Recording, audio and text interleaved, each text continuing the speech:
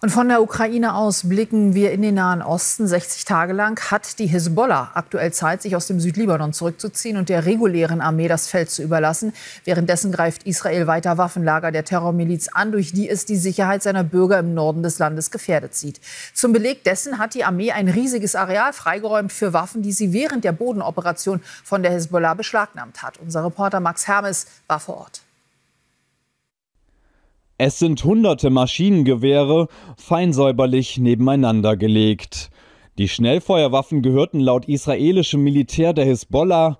Sie waren im Südlibanon eingelagert und bereit, um israelische Leben auszulöschen.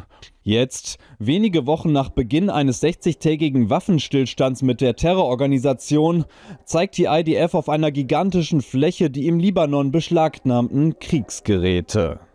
Wir haben hier größere Bomben gefunden, aber auch kleinere Sprengsätze, die Autos treffen sollten. Zivile Autos, aber auch Panzer. Antipersonenminen und Raketen, wie sie während des Kriegs vom Südlibanon aus nach Israel gefeuert wurden. Während viele der Waffen nur als Reserve dienten, wurden andere laut IDF eingesetzt, um vom Libanon aus auf israelische Kibbutze zu schießen. Diese Pickup-Trucks, sagt das israelische Militär, die wurden von der Hisbollah umgerüstet und aufgerüstet, mit Waffen bestückt. Und diese Waffen sollen dafür verantwortlich sein, dass hier immer wieder auch Einschläge es auf israelische Gemeinden gibt. Ein Grund dafür, dass einige von ihnen seit über einem Jahr evakuiert sind und die Menschen nicht in ihre Häuser zurückkehren können. Hinter alledem, so das israelische Militär, stecke ein größerer Plan. Das, was die Hisbollah im Norden vorgehabt habe, sei im Stil vergleichbar mit dem Hamas-Terrorüberfall am 7. Oktober auf den Süden des Landes. Die Hisbollah verfügt über eine Spezialeinheit, die sogenannten Radwan-Truppen. Sie haben sich auf der libanesischen Seite entlang unserer Nordgrenzen aufgestellt, dort Dörfer und Städte besetzt.